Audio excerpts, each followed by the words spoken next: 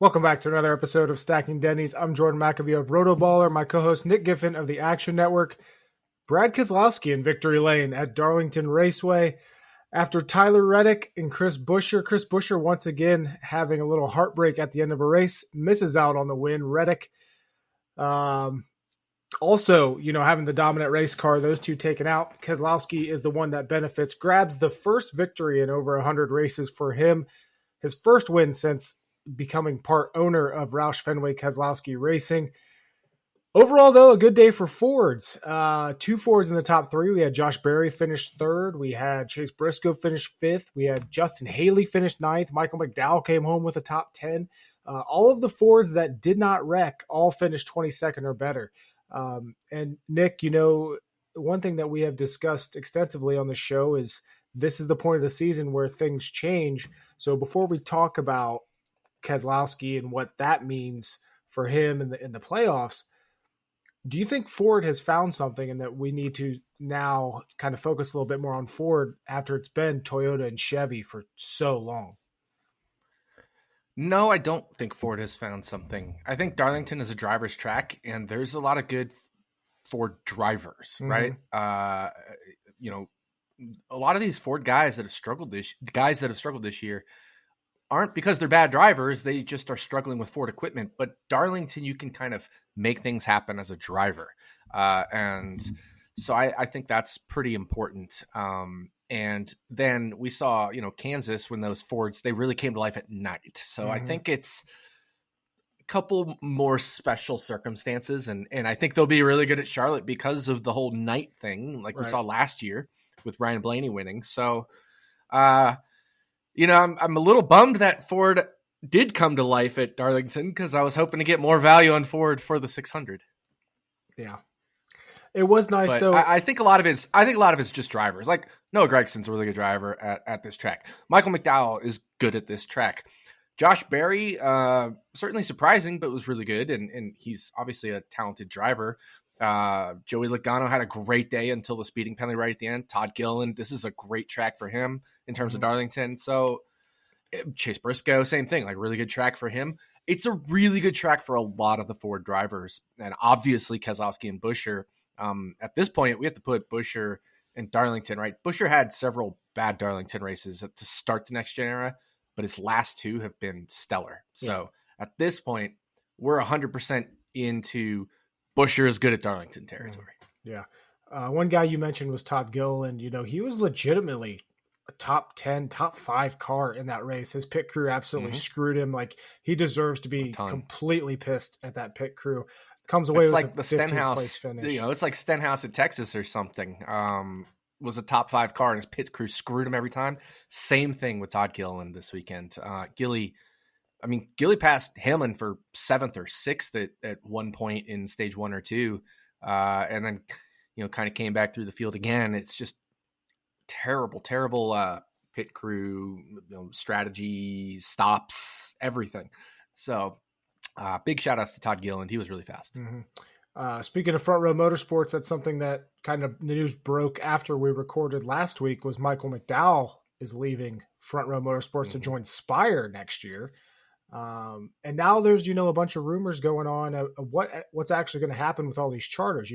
The latest thing I saw is Stuart Haas is going to completely get out of NASCAR. Obviously nothing's confirmed yet, but I don't know about you, but McDowell to Spire was pretty surprising to me. I thought he was going to stay at Front Row for sure. And then to move to Spire was a little bit even more surprising for me, but obviously, we saw, this is kind of reminding me of what we saw with Justin Haley last year.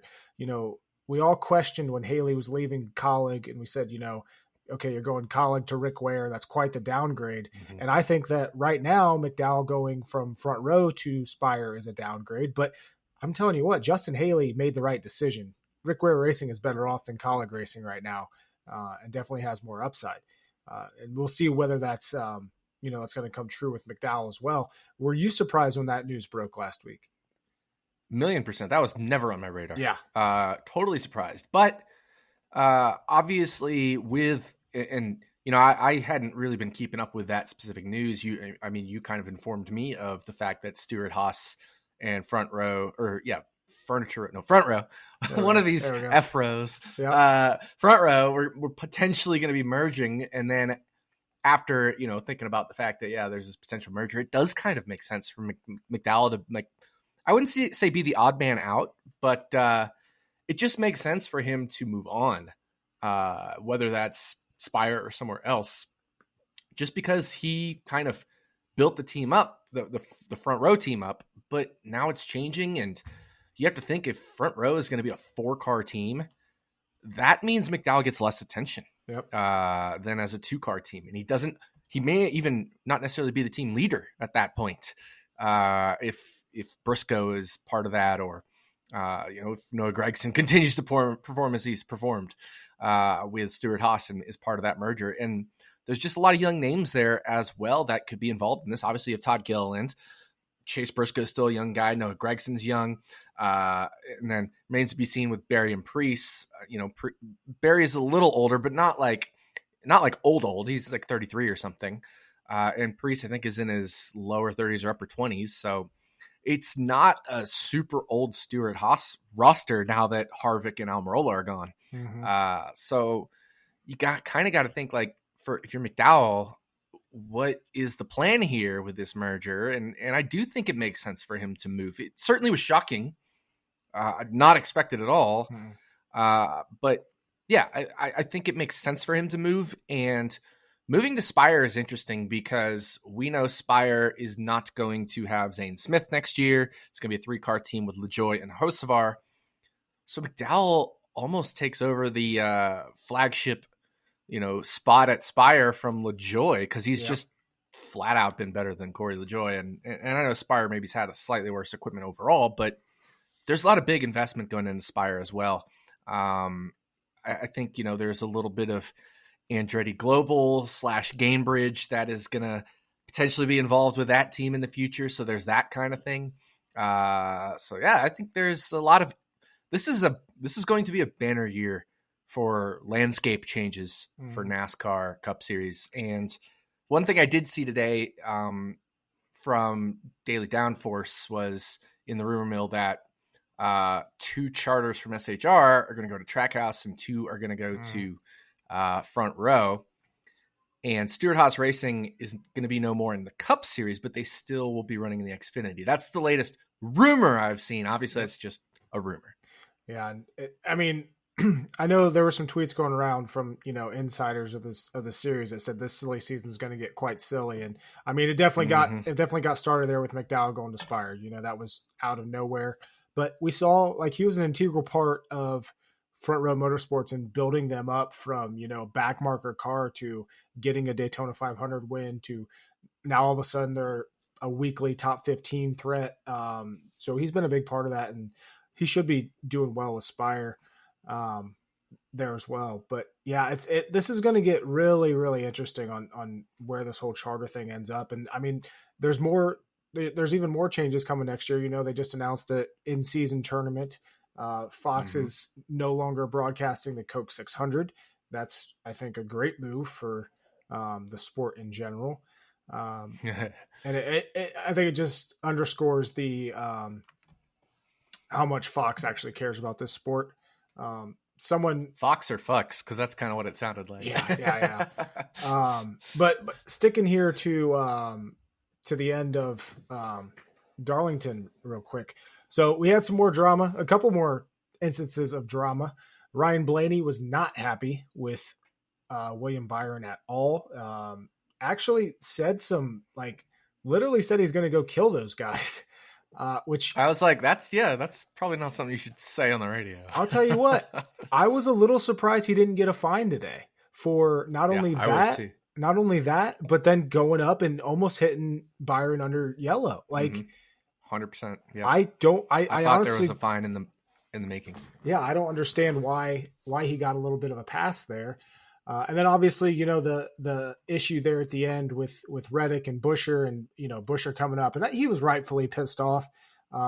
Absolutely. But at the same time, he the replay does show Buescher in the wall before Reddick actually squeezes him.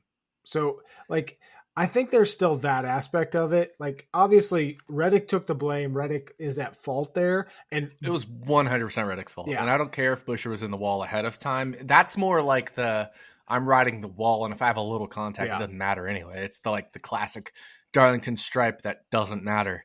So, yeah, I mean, that's 100% on Reddick. 100%. And like I said, Buescher has every right to be pissed off because that's 2 weeks in a row. He probably should have won the race.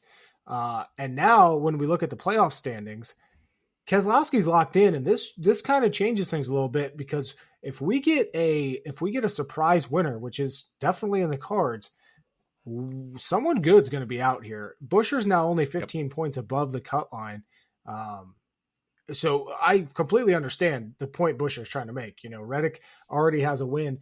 At the same point, though, I don't particularly like Buescher's reasoning there, saying from my perspective, what Buescher was trying to say is that Reddick should have raced him so much cleaner because Reddick already had a win. And I think that's absolute bullshit. I think you have to fight for the win. You're not given a win. And my interpretation of what Buescher was trying to say there was, you should have given me the win. Now, I could be completely wrong, but I don't think he was saying you should have given me the win. I think he was just saying, look, you have a win and I don't. I can't take away from you as much as you can take something away from me. So we're on uneven circumstances. Now, I'm not saying that's a valid reason. I'm just saying, certainly it is, there is almost a power dynamic there, right? Where Reddick holds the power because he already has a playoff spot. He has a win. The other thing is there's still 11 laps to go or something. Yeah. Reddick didn't have to do it then. He could, and he was catching them. So Chris Buescher had 100 million% every right to be mad. And I honestly don't care what the reason was. Reddick was just 100% at fault. And I feel like this race also brought out instances like Reddick, like we said, I think there was more than 10 laps left when Reddick made that move and tried to get the lead back.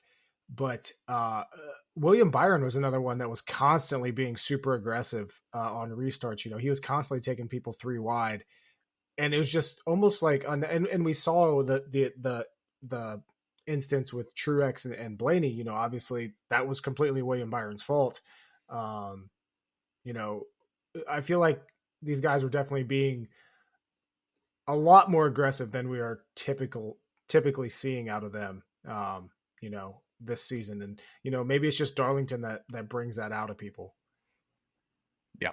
Yeah, absolutely. Sorry. There's some loud noise that's going on around here and I don't know what it is. I can hear it through my headphones. That's how loud it is. I can't. Yeah. So I know, well, I muted the microphone when it was going on, but I don't hear it now, but I was just very confused what was going on. So I just missed what you said because I was trying to figure out what the heck was going on. I was just talking about aggressiveness, aggressive on restarts and everything, Byron and that issue, and then obviously Reddick.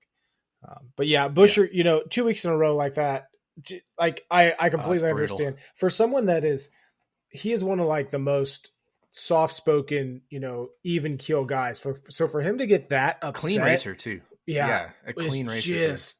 That was, I'm not going to say nice to see, but I liked seeing it, if that makes sense.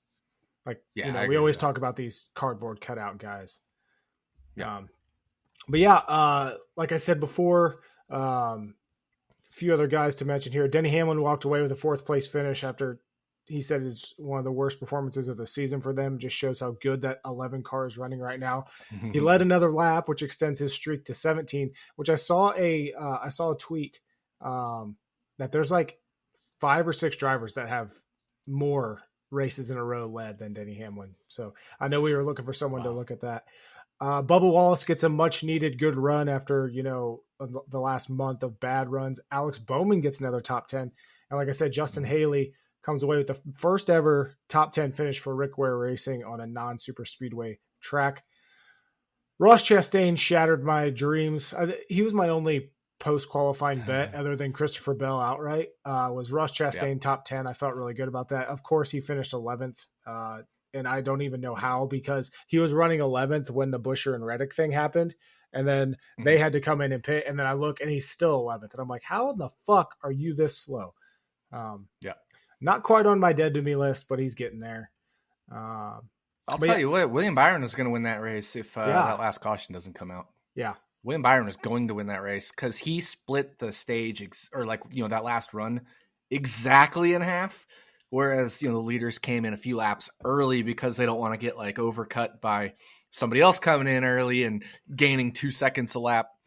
But then you make it up on the back end, as we saw a couple drivers do, like Ryan Blaney and Bubba Wallace in stage 1. They made it up on the back end by splitting the first stage exactly in half. Mm-hmm. Byron was coming. And I did look at it. He came from 9 seconds back out when he came out of the pits. And at first was gaining, a few tenths a lap, but then Keselowski hit traffic and Byron's tires really came in because like the first lap or two, you're still getting them up to temperature when you come out of the pits. Byron was making up a second a lap and he cut it from 9 to 6 seconds and was coming. And it's the exact same reason Blaney made up so much time and Bubba made up so much time is because all those cars in front of you catch lap traffic halfway through the stage. And it makes it harder for them. And you have the fresher tires. You can slice and dice through traffic. So if that stays green to the end, William Byron wins, even though he did not have the best car. He certainly had I would say a borderline top 5 car. He was running around 4th to 6th a lot of that race. But that's one of those things where I think like the medium tire wear tracks, traditionally for me had always been really interesting because you could take 0, 2, or 4 tires. And then I was like, well, the low tire wear tracks, they kind of suck because you just stay out or whatever. But, and that is the case. But what happens in the low tire wear tracks, and we saw this with Texas, is you just run it really long and hope for a caution. Yep. And then, everybody comes in pits anyway because they just ran a bunch of laps or whatever. So, and then there's the high tire wear tracks like Darlington where strategy obviously comes into play and you get all sorts of strategies. And so I actually hate when a caution flies towards the end of a high tire wear race because then it just puts everybody on the same strategy. Yep. But it is interesting how NASCAR, like over the years, there's always been strategy in NASCAR, but over the years, low, medium, high tire wear, they've all turned into strategy races. Everything is strategy these days. And it's pretty wild. Yeah. And that used to be like one of the big things that people really liked about the old road course races is how much the strategy. So now we're seeing it pretty much on a weekly basis. Because even on the tracks where tire wear doesn't matter and it's all about track position, there's still strategy in that. We saw it at Martinsville. We saw it every week. Like I said, these teams doing things to get track position. So 92.4%. Yes, that was a good race on Jeff Gluck's poll. Obviously, another great race for the season. Another great race at Darlington. I don't think there's any debate there on whether that was a good race. Just overall, top to bottom, great racing all around. Like Darlington is one of those tracks where every time we go there, it's going to be a good race. Might not be a great race, but it's going to be a good race. Kyle Larson had some issues in that race.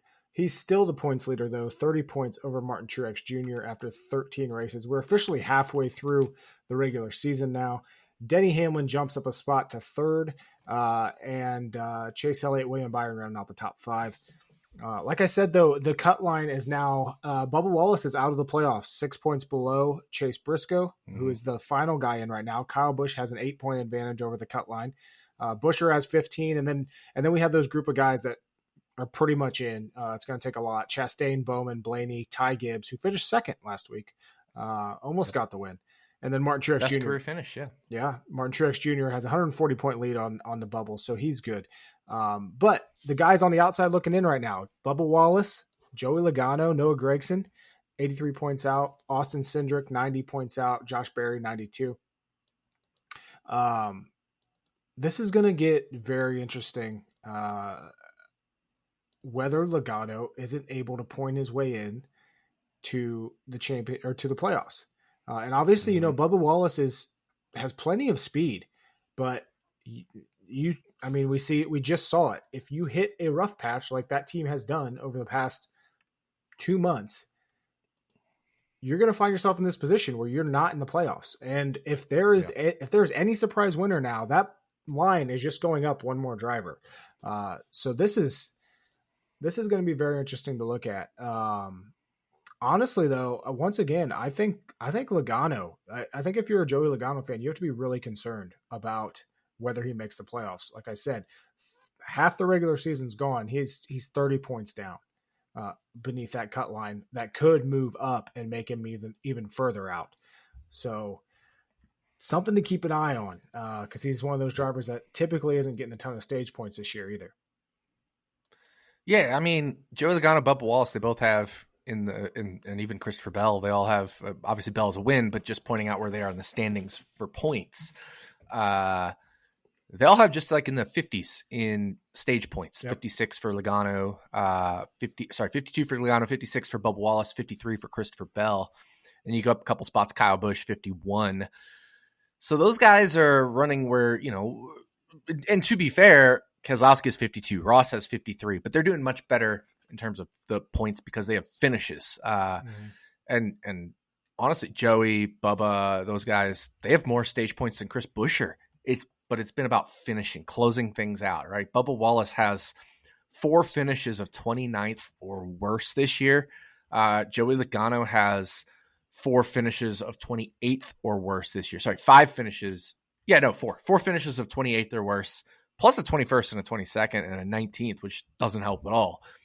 So the finishes aren't there for these guys, but they're certainly running where, I mean, Alex Bowman has 40 stage points and he's 9th in the standings because he's consistently getting those 8th to, 8th to, honestly, everything's 8th place or better. And then he has like a couple 17th to 20th place finishes and only 2 bad finishes.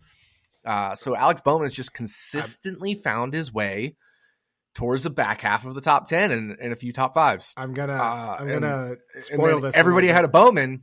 Everybody had a Bowman has 67 or more stage points. Guess who has the most top 10s this year? Alex Bowman and William Byron. They both have 8. Yep. Which, and that is, I think Alex Bowman, that's the quietest series leading top 10 total ever. In the history of 13 races of NASCAR, that is the quietest anybody's ever been. I would agree with that. I feel like you could ask me, before I looked at that, you could ask me earlier today how many top 10s Alex Bowman has this year. I'd be like, probably about 2 or 3. And he's sitting there with 8. Which I don't remember if he got any like at the super speedways or not. Yeah, I don't remember. And let me look for it. Second at Daytona. Driver rating on non-drafting ovals. Alex Bowman is 1, 2, 3, 4, 5, 6, 7, 8, 9, 10, 11, 12, 13, 14th in driver rating on non-drafting ovals. So he's not, certainly all those top 10s are a little bit better than he's been running this year. He's not running extremely well, but you look at, so since Bristol over the last 1, 2, 3, 4, 5, 6, 7, 8, 9 races, he has 7 top 10s, 8th or better in 7 of those races. Yeah.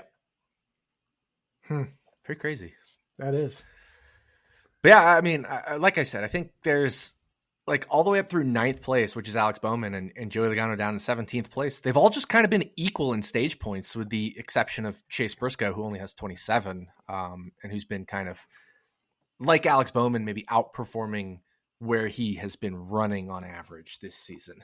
But certainly much improved, right? And Noah Gragson, of course, has that 35-point penalty. If not for that, he'd be at 274 points, which is a lot closer to Joey Logano, not ahead of him, but I think Noah Gregson's and everybody behind him is going to have to win to get in at this point because there's just such a big gap from Noah Gragson to Chase Briscoe, right? I mean, that's a 90-point gap, almost 90-point gap. It's 90 to Cindric. It's 83 to Noah Gragson.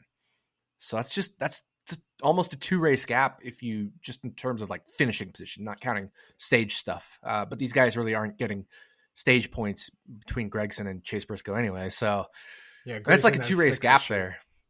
Yeah. It's like a 2-race gap there between Gragson and his teammate Chase Briscoe. So Joey Logano or better, I think, can point their way in.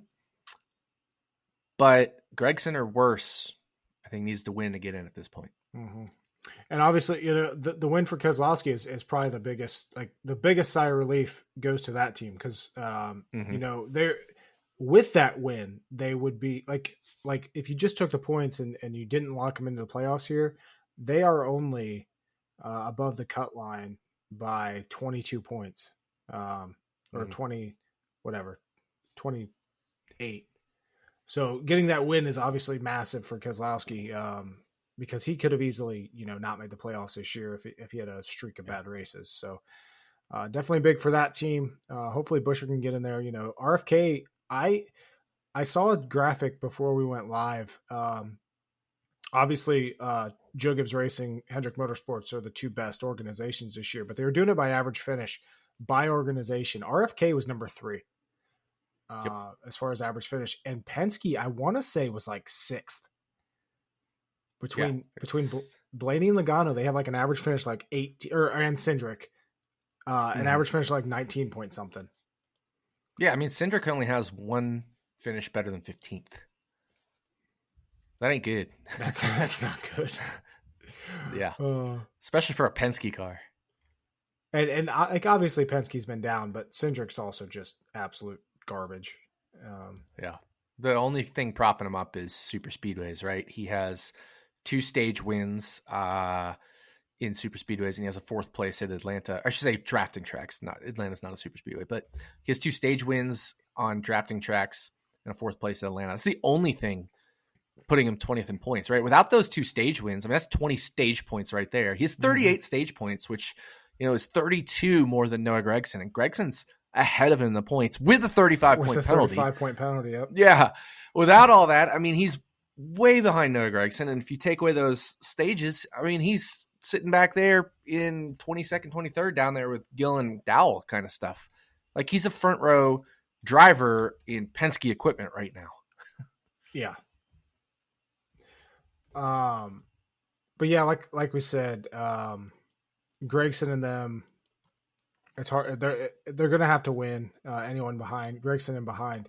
The problem is looking at the schedule, there's really, I think it's going to take a lot for us to get a surprise winner out of Daytona, outside of Daytona, because there's really not a track left where I can sit there and say like the chances of a surprise winner there is like more than minimal, And here's the thing. The only other tracks I could see that happening is guys that aren't even championship eligible, like AJ Allmendinger or Shane Van Gisbergen. Yeah, exactly.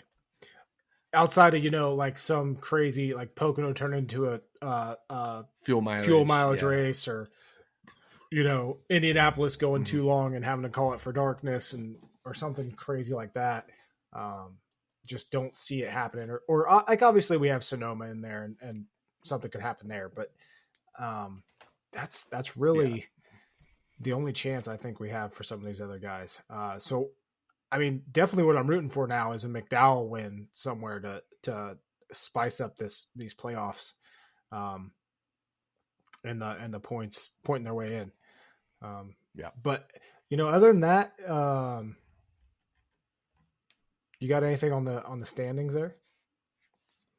No, not much else. I guess, going all the way down to the back of the standings.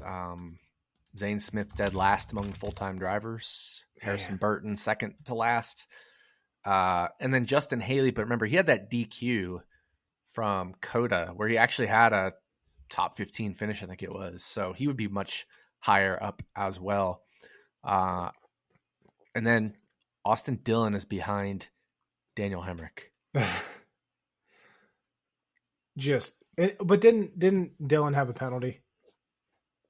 Did he? No, he just had a ton of bad luck at the start of the year. Okay. Dillon had a penalty, I think, last year or something. Okay. Yeah, Austin Dillon is, I don't know. You also have to wonder what the hell's going on with RCR. Like that, because Kyle Busch, I mean, they're just down overall. But Austin Dillon, typically we get a few races out of him a year where it's like, okay, he has some speed. We're not seeing that at all this year. Richmond was always a good racetrack for him. He finished 24th. Darlington's been a really good racetrack for him, 28th. Dover's been a good racetrack for him, 27th. We've seen him, have speed on these 1.5 miles. Low wear, Kansas, he finished 25th. Like, just absolute garbage. And that's kind of putting it lightly for 83.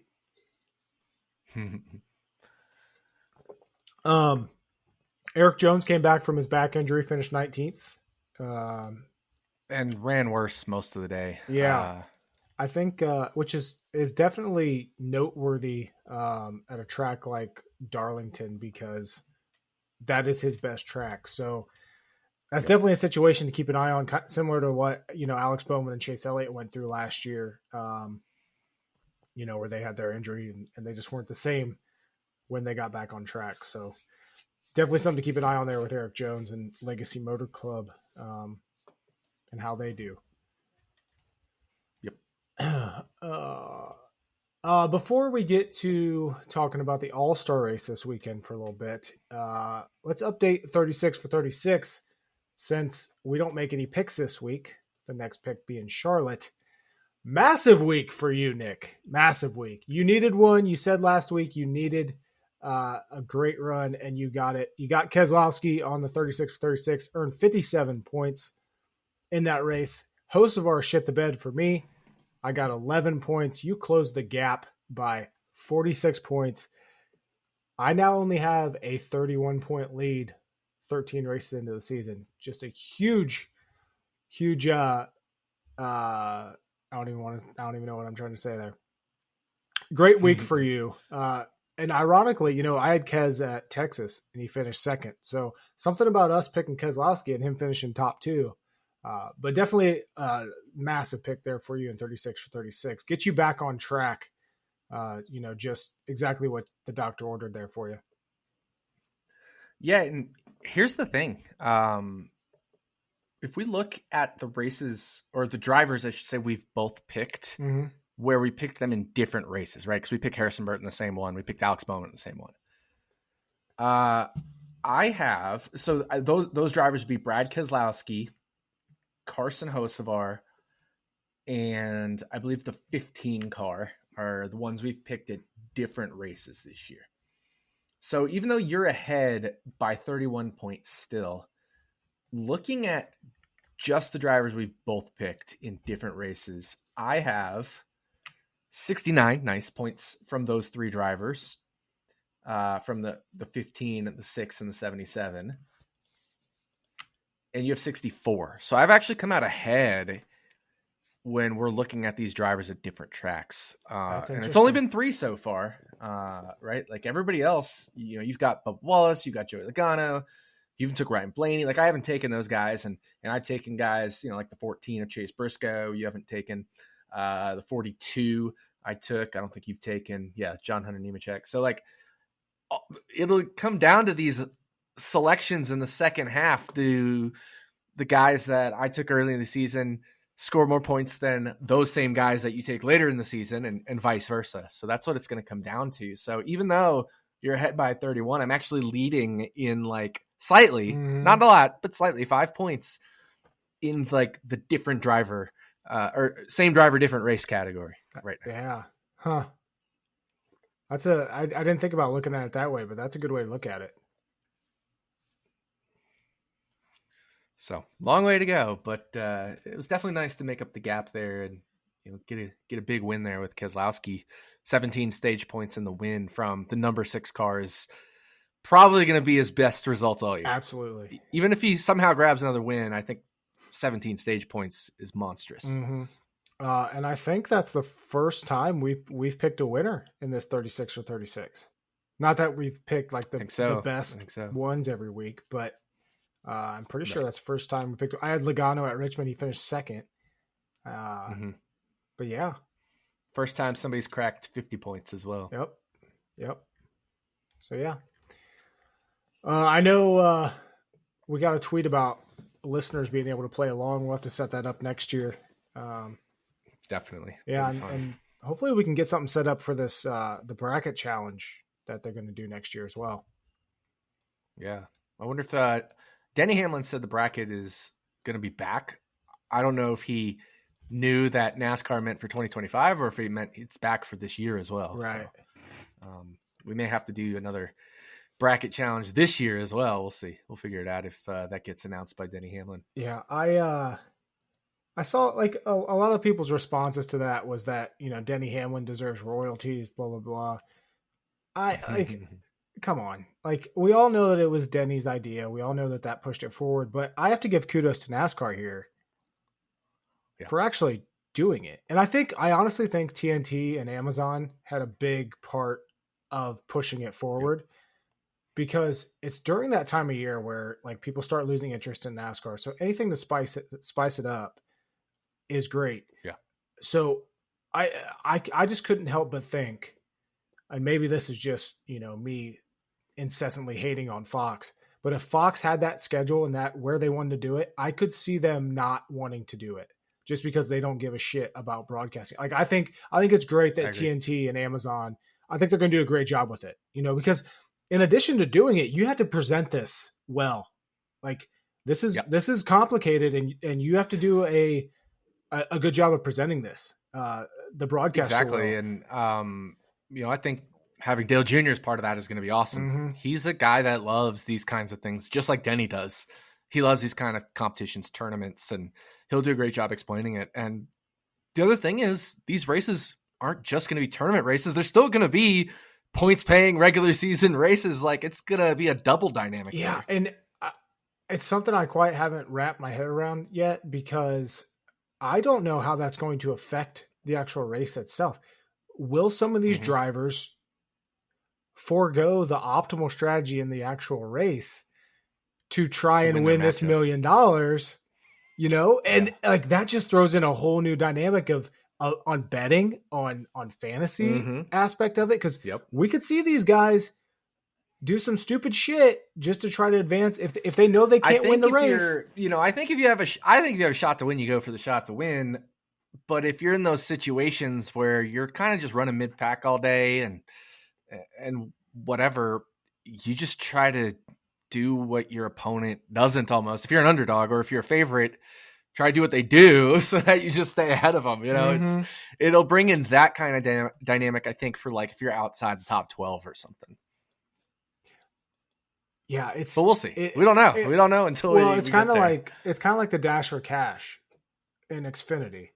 You know, how much do those drivers actually think about that when they're on the track, and how much does that weigh into their strategy of the race? You know, maybe we're overthinking this, and it's, you know, they're just going to do their own thing. And I won $1 million. I think those decisions become amplified if you make the semifinals or finals, right? But in the round of 32, 16, even the round of 8, probably not. Well, I don't know. Not as huge a deal. I kind of could see like someone like a Corey LaJoie, like some of the backmarker teams doing something like staying out. Like, why not? Why not do the off strategy even more? But I think like if you're one of those drivers, you know, let's say William Byron or Christopher Bell or whoever who's made the final 4, that's where it's like, okay, now I might want to think about just beating this guy for $1 million on the line. Not even in the semifinals, obviously not $1 million is on the line, but a chance to win $1 million. You're, all things equal, 25% chance of your expected value is $250,000 at that point. So you got to do what you can do to improve that expected value. Yeah, maybe you do that. I don't know. Yeah. And someone like, you know, like a William Byron, depending on who he's going to get, chances are he's going to be locked into the playoffs. So if he can't win the race, why not just go for like we just saw, you know, Tyler Reddick said after this race at Darlington, I didn't care about. Are you already locked into the playoffs or not? Yeah. So yeah. Wow. It's gonna be fun. I'm glad NASCAR decided to do it. Kudos to them. And the other rumors of, you know, NASCAR replacing the spring Richmond race with Mexico, a race in Mexico. Yeah. So that'll be, and I don't even know like what track is in Mexico. I'm going to sound really stupid here. It's the Autodromo Hernandez, whatever it's called. Like, is it a street course? Hermanos Rodriguez. It IndyCar, which was formerly Champ Car and Kart, had raced there in the past. So I've definitely seen races there. Cool track, and I think maybe one of the Yeah, like so NASCAR Mexico. Yeah, NASCAR back then it was nationwide series. Ran there from 2005 to 2008. Here are the 4 winners of those NASCAR. Now Busch Series or whatever. No, Xfinity Series, nationwide. That series, that level series. Here are the 4 winners at that track. 2005, some guy named Martin Truex Jr. 2006, a guy named Denny Hamlin. 2007, Juan Pablo Montoya. In 2008, a guy named Kyle Busch. So big names won in the then nationwide, now Xfinity series. But that was 2005, 2008. But it's a road course, right? Yeah, it's a road course, and it's inside a stadium. So there's like the stadium section, and then like outside the stadium part of the road course as well. Okay. Yeah, I'm kind of looking at the track layout now. Looks like it has just a massive front stretch, and then kind of swoops around and nice. Yeah, that'd be cool. I don't know when we're going to get the schedule for 2025, but I'd assume it's going to be relatively quick. And then, yeah, it sounds like it might be released earlier this year than normal. And I think a lot of that might have to do with the TV negotiations. Yeah, someone tweeted out, they were doing the math and basically saying that we might get Easter weekend off next year. But then the season's shortening by a week or something. Just kind of where Pistone tweeted about that. Like, there's gonna be like 28 straight weekends without a weekend off, which because it's only one off weekend and then a shortened season. Isn't that what we deal with now, or like last year? I know this year we have the Olympics break. But I think last year we had 2 weekends off, but yeah, and then this year we get the Olympic break. But yeah, I think last year we had 2 weekends off. Last year we had Father's Day off, but that was it. Oh, okay. Oh. Then how'd the season go longer? I'm confused. Last year the season ended on the 5th of November. So, okay. Yeah, this year it goes to the 10th. Yeah, goes to the second weekend. Yeah, so it's just a schedule we've already done that. Yeah. What do you got to whine about today? Well, first of all, Jordan, you retweeted our friend Marissa, who, of course, is one of the owners of RotoBaller Wines, and they now will have the orange mimosa of the Passion brand at the Buc-ee's in Georgia. So if you live in Georgia and you listen to Stacking Dennys, go get the orange mimosa Passion wine when it hits the stores there. This is Jordan's favorite RotoBaller wine. Absolutely. It's, I think, tied for my favorite with the bourbon barrel aged, Merlot or Cab. So definitely get those. So that's what I'm drinking today. So let me open it up and pour a little something. I gotta do a little rinse here because I had a red wine. So let me pour the mimosa. Doing a nice healthy pour because I like it. There we go. Big old pour. Yeah, my wine about it's going to go back to this Buescher Reddick incident, but it's not Buescher. I'm not whining about him. I'm not whining about Reddick, making a bad move. I'm not whining about Buescher complaining about whatever. I'm whining about the Twitter people that. So,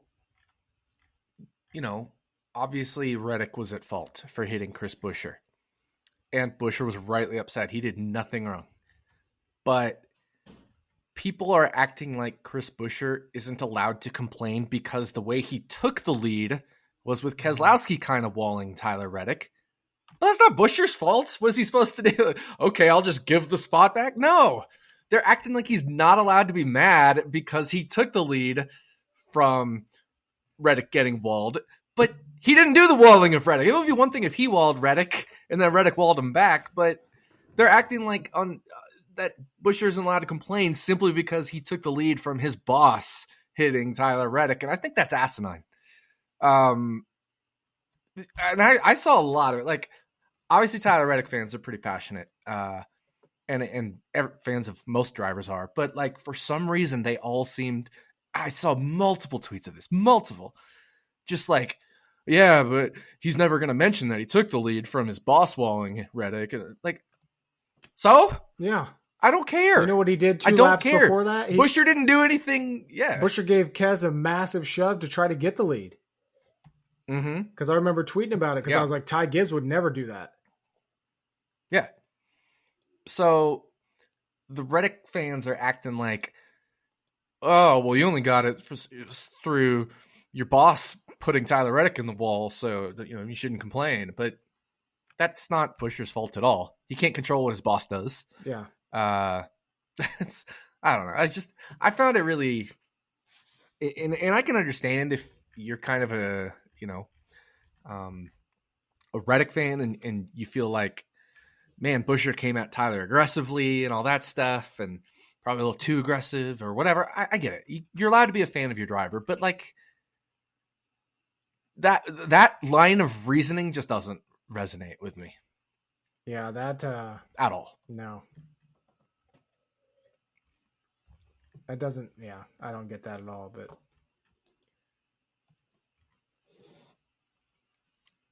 so it's a short whine about it, but that's my whine about it. And I don't get it. Like, so Buescher's not allowed to complain that he got driven into the wall after doing absolutely nothing wrong himself. Makes no sense. I'm with you. I don't get it. I don't get it. Yeah, shout out to RotoBaller Winery, as always, for sponsoring this podcast. Brew Kettle. Need to get some more of those beers. I want some more of the chocolate peanut butter porter. It's a really good beer. Mm-hmm. I'm going to throw a little bit of a curveball here. I don't have anything to whine about. I don't have a single negative thing to say about this sport right now, which is noteworthy because I can't even think of something small to bitch about, which is I can. And I think it goes give me something. Off of what you're give me saying. Something to go off of. I think it goes off what you're saying. Right now, things are going so well. Yeah. But and remember 2022, we were like, man, is this the best season of all time or whatever? Mm-hmm. And it was pretty close. Like for me, it's 11 or 22. And the start of this season, first few races, I was thinking that. And then we had those terrible races. So we had like a really bad Martinsville. We had Richmond, which wasn't very good. Phoenix was like fine, but the season got really brought down there in a few race stretch. And people forgot that. We've had 2 amazing races, maybe three or so amazing races. Remember how bad Talladega was? Like, yeah. This is not one of the best seasons of all time. I understand you don't have anything to whine about right now, and it makes sense because there really isn't. But my whine about it is the fact that people are saying, well, now that we don't have anything to whine about, this is one of the greatest seasons of all time. No, it's not. No, because we're still seeing. I got you covered there, but it kind of came from you prompting me with that, where there's not a lot to. I agree with that. There isn't a lot to whine about right now, but It's not one of the greatest seasons of all time yet. No, and it could be in the discussion if it keeps getting better, but we're not there right now. I think it's been a great season so far. We had the Atlanta finish. We had Kansas. We had, absolutely, Darlington. And I'm not diminishing any of that stuff. Yeah. But when we're talking season as a whole. Yeah. There's definitely a ton of recency bias going on right now with Kansas and Darlington. Mm-hmm. I do have something quick to whine about. I just thought of it. There we go. I knew I could think of something. Can we have one fucking week without massive chalk in DFS? I'm fucking sick of it. Holy shit.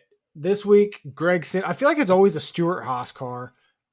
Gregson, fucking up in qualifying and starting dead last. Like, it's just not fun to play DFS when we have these massive chalks. And I honestly feel like 80% of the races this year has had massive chalk. It's like somewhere. It's just, man. So yeah, that's my whine about it. Quick and easy. Just give us 1 week where it definitely feels like it's every week these days. It is. But I think that also speaks to a little bit how much closer the field is because you get these big names back there so often. Mm-hmm. we wouldn't have been saying this 2017, 2016, right? You just always have those Josh Wises or Josh Bulickies or Joey Gases that were just god awful, and Cole Witts, or it just stunk up the show and just sat back there in the 30s, and like, so it made these super rare super chalky weeks like more rare. Now it's more common because we got Justin Haley finishing in the top 10 and Kaz Grala finishing inside or near the top 15 in Rick Ware cars that used to just always qualify in the back 4 spots, right? And finish there too. Yeah, and Finn, of course, finished there. So the field's a lot closer than it was several years ago. And so I think this is something that, unfortunately, is probably a trend that's going to stick around. And I think it's exacerbated by the small amount of practice time we have. Yeah. Especially like when we see these qualifying issues, like that's definitely a factor. But like I'm kind of looking at their most recent races. So we had Gregson last week starting 36th. You could throw Josh Berry in there, starting 33rd. Chase Elliott started 31st. A week before that at Kansas, we had Byron that qualified 36th. Keselowski 30th. A week before that was Dover. We had Chase Elliott starting 29th. We had Christopher Bell starting 33rd. Talladega, we had Larson starting dead last. Gregson starting 36th. Stenhouse 33rd. Ross Chastain 32nd. Texas, we had Kyle Busch starting 35th. Stenhouse was in the 30s. Like, literally, I can't think of the last time that we did not have a massive chalk driver, which is just, give us 1 week, DFS gods. Just like, let me use my brain for 1 week. Because it gets you get so on autopilot when you have these fucking chalk. Because then, like, you either fade it or you go, you're with it. And you know how I do. I did not fade Gregson. He was my highest owned this last week, and actually Haley was my second highest owned in my lineups. So I was glad to see him with a top 10. But I liked Haley this week for sure. I didn't write him up only because there was so much other chalk and just, I'm not going to write up every single driver, but I really liked Haley this week. But hey, it was a DFS this week in terms of like just the rosters and roster construction was just kind of, it didn't look fun. No. I ended up on Sunday. Like, I wasn't going to do any lineups heading into Sunday. And then Sunday afternoon rolled around and I just started like messing on my phone, like doing one lineup. Cause I usually just throw one in the big GPP so I can go in and easily grab the percentage or ownerships. And I was like putting one together and I was like, I could have some fun. Like just doing like slight variations of the same lineup. So I did like 5 lineups and then just did slight variations of them and did them 20 times and put them in the, whatever, the mini the $4 one or whatever. Oh yeah. That one. Yeah. The 20 max. So that's where it was. Like typically if I really start looking at a slate, I can find a way to be like, oh, this could be fun. It gives me something to root for. And ironically, I was ending up on a ton of DFS lineups with Haley and Gilliland. So doing those 2 really cheap options and it opened up the door so much for I liked Gilliland too. I thought Gilliland was going to be higher owned than he actually was. And I thought McDowell was going to be more under-owned than he was. So I liked, I was originally considering Todd Gilliland as my Paul Menard pick of the week, and I switched to McDowell. But I liked both of those guys. I mean, and Gilliland had the better race and the better car and everything. But McDowell had the better finish and ended up being a better DFS play. And that's the whole point is like, the discrepancy in ownership versus the range of outcomes can be too high sometimes.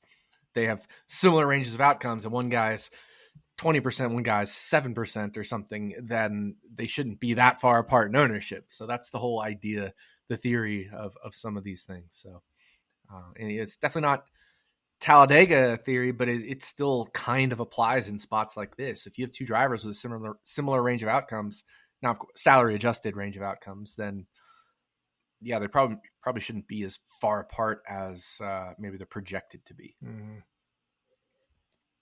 Yeah. Gilliland came in quite a bit higher than I thought he would be. I'm just now looking at ownerships. 15.48% for Gilly. Yeah, that I had him. I think at like 18 or something ridiculous. I forget what, but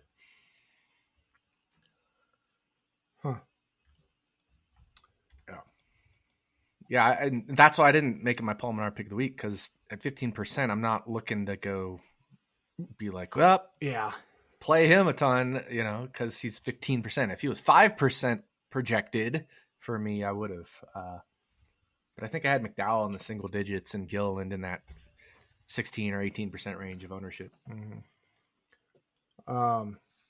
But yeah, check out LuvaBella Wineries, luvabella.com. Of course, the Brew Kettle as well. Make sure you check them out. Great supporters of this show. Allows us to talk about shit and whine about it. We are on to the All-Star race, though, at North Wilkesboro Speedway. I think we're both on the same page here. We're kind of looking at this as an off weekend. We don't really care about this race. It's going to be cool to watch, I guess. But as far as betting, as far as fantasy, I'm not super stoked about it. I will note I do have a bet in. I did put a bet in today. Ross Chastain plus 100 over Kyle Busch, just because RCR has been so god awful on short tracks this year. I did hit that one. But other than that, like, I even looked at when I saw the opening lines drop, I was like, wow, Larson at 9-1? Really? Like, something wanted me to fucking bet Larson. I'll tell you that. But I didn't. Yep. Because I couldn't believe he was 9-1. I will say, obviously I talked to Jim Sonis a lot, and he had a couple values in his model, but I'm not modeling this race. It is a track we've been to once before. That was a completely different track. And it's unique, and it's completely repaved, which will completely change how it handles. And now we have two different tires and a weird format in a short field. Mama, how are you going to model that? And, like, I love Jim, but, like, I'm not modeling it. I don't care to model it. I will have some kind of generic projections for DFS just to have them. Right. But I'm not putting any faith in them, because people will ask, oh, are your projections? Well, honestly, I don't think you should really play DFS this weekend. that would be my response if I was, I don't care. I don't care. Yeah. Anyone that thinks they know what's going to happen in this race is lying to themselves. Yeah. Exactly. The format of this is we're going to have the open. We're going to have practice on Friday, qualifying on Friday. Then we're going to have heat races. Then we're going to have the open on Sunday night, which is going to get two drivers in, and then a third driver. Yeah. A third driver is going to get in via fan vote. So it's going to give us 20 cars in the All-Star race, and then they'll do a 200 lap All-Star race. Mandatory caution at lap 100, where teams will have to do a 4-tire pit stop. And like you said, they can do different types of tires. So we have the softer tire, the prime tire, and then the option tire, or whatever they call it. Then there's another caution on lap 150. And I think they have to, I already forgot the format. I think they have to pit again, but I don't think it's I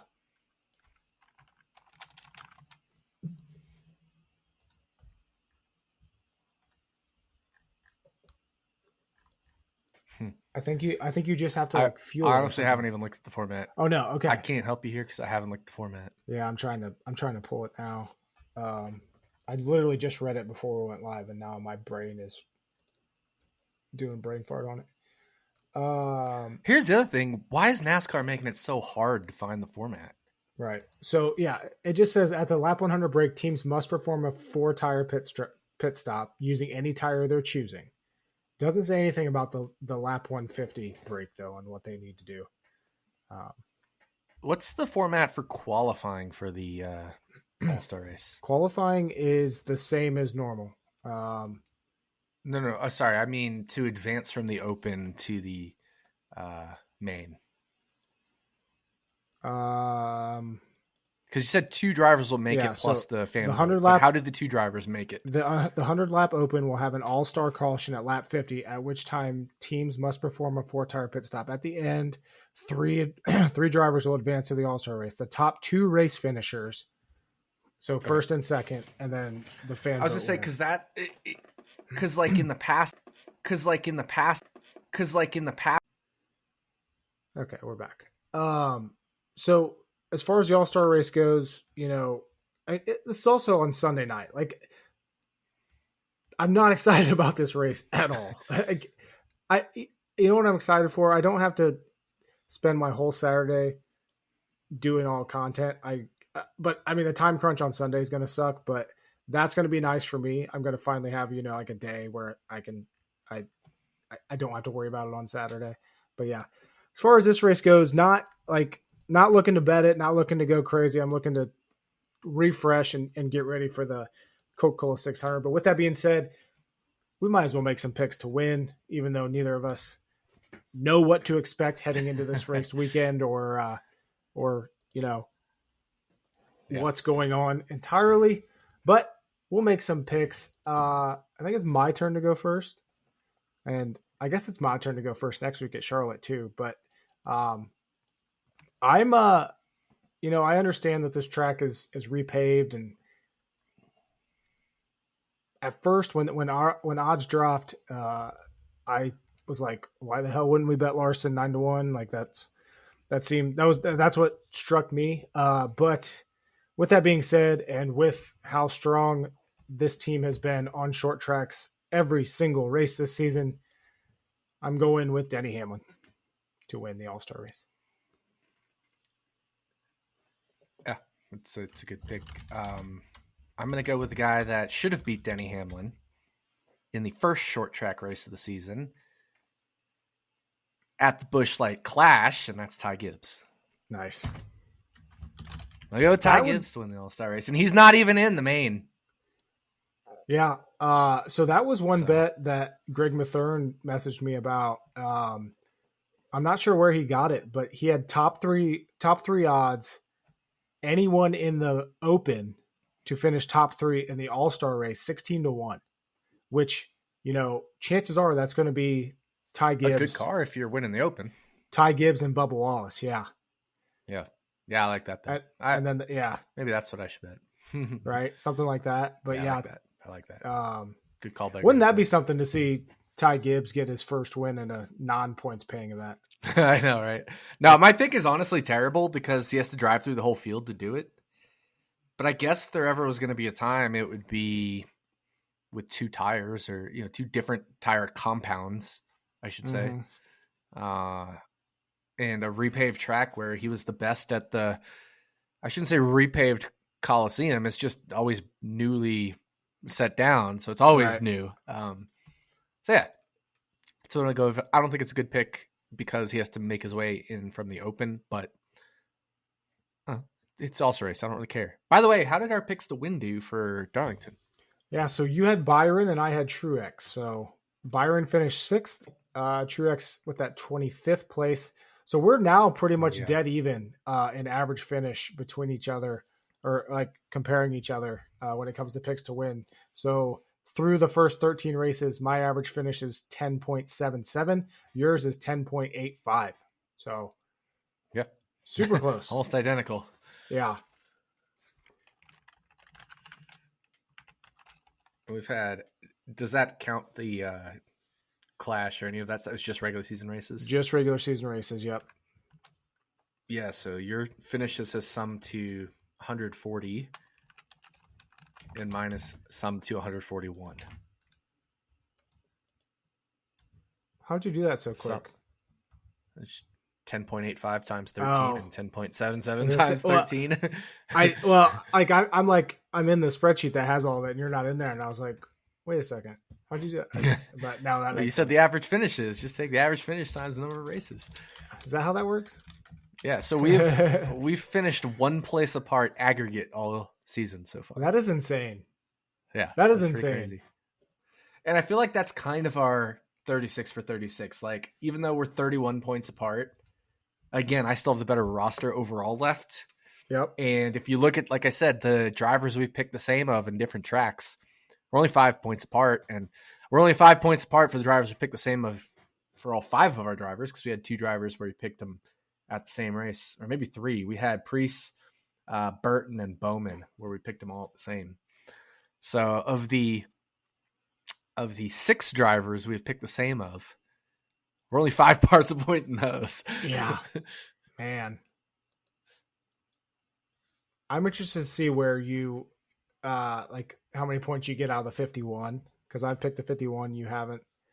And then someone like I got 49 points out of Logano at Richmond, whether you're able to get close to that. But then again, like you took like Logano and Blaney, Bubba, like those are definitely some solid names. And you got 41 points from Blaney, you got 49 from Joey, some pretty big scores there. And then Bubba shit the bed at Kansas. But really 23-11 did entirely. Yeah. You took Ross, like, yeah, I only got 25 points out of Ross. Yep. It'll be fun. Yeah, I feel like we're pretty much neck and neck with each other in both formats. Picks to win and 36 for 36. Absolutely. But the only leg up I have on you on 36 for 36 is you picked Reddick already. Yeah. But that's the only little gap I have. Yep. I can't Reddick got 34 for me, which for Coda, it's not amazing. You know, for a road course, I'd rather have him win the race and get stage points, or right, you know, at least finish in the 40s, like finish second or third and get 11 stage points or something. So, not ideal. No. But if you don't have anything else, I don't have anything else for this episode. Dude, it's the All-Star Race. Unique track, newly repaved, new tire compounds, multiple tire compounds. Unique format, fewer cars. Like, really? It's a week off. We need a week off, so we're taking a week off for the most part, barring little things here and there. Like I have to do truck model because they're racing here this weekend as well for a real points paying race, but they don't have multiple tire compounds or a short field or things like that. So yeah, that's the thing with the All-Star Race on DraftKings. 20 car final field, and you have 6 of them. Like this, this is not going to be fun. It's brutal. Yeah, like I said, it's a good week to take off from DFS, in my opinion, and betting. Honestly, I agree. Recharge the batteries, come back strong for the Indy 500 and the Coca-Cola 600. Absolutely. And Monaco, if you're into that Formula One crap. Kyle Kirkwood winning the Indy 500. He's 25-1 right now. Do we think Kyle Larson has a chance at winning? Yes, I do think he does. Unlike Kurt Busch, right? So Kurt Busch, a handful of years ago, he was in an Andretti car, did the double. Kyle Larson's built different. He's younger than when Kurt Busch did it, but B, he's just got monstrous upside and is willing to hang it all out. Kurt, I think, was kind of doing it to just like do it, you know? Yeah. And it was exciting. It was awesome to see him do it, but even though Kurt Busch finished, I think it was 6th, he never felt like a contender. And he never passed anybody. He just rode in line and let other people in front of him make mistakes, but he never really passed anybody. But like Larson is Kyle Larson. He's going to do everything he can to win this race. So I do think he has a chance to win. And plus he's in an Aero McLaren car. Those are some of the fastest cars that we'll see. So you put a fast driver in a fast car, he may not be the one that's leading at the end. But if fuel strategy or crashes happen at the end, who knows what'll happen. Last year's Indy 500 had 3 really late red flags. So bunch of restarts. You never know what'll happen then when the field gets jumbled back up. So yeah, absolutely. Kyle Larson does. But I did bet Kirkwood 25-1, not because it's recommended, but because I'm going to bet Kyle Kirkwood every year in the Indy 500 forever. And so I think 25 is probably the longest we'll see from him. So that's why I took 25, because I think this is probably the point where he's at his longest. What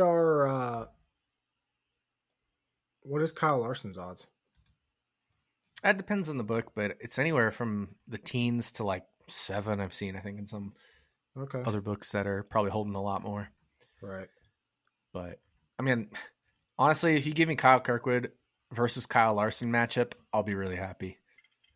I would love to bet that matchup. Where would that line need to be for you to bet it? On which side? I don't know. It depends on how practices and qualifyings and all those things go. I just want to bet Kyle versus Kyle because it'd be fun. Yeah. Bet my favorite driver against the NASCAR driver. Yeah. Plus, they're both named Kyle. Well, maybe if some book will be listening and we'll put those odds out. I will say Jeffrey Benson from Circa liked my tweet when I tweeted that. Do it. Come on, Jeffrey. Let's go. Talk to those guys there and talk to your odds makers and get it up on the board. Yep. You will have my action. There we go. Customer for life. That's right. All right. We'll wrap this one up. Good luck to anybody that plays fantasy, that bets on this all-star race. We'll be back a little more excited next week for Coca-Cola 600 in the second half of the regular season. But enjoy this weekend's race at North Wilkesboro, all-star race, all-star open. And good luck. See you guys.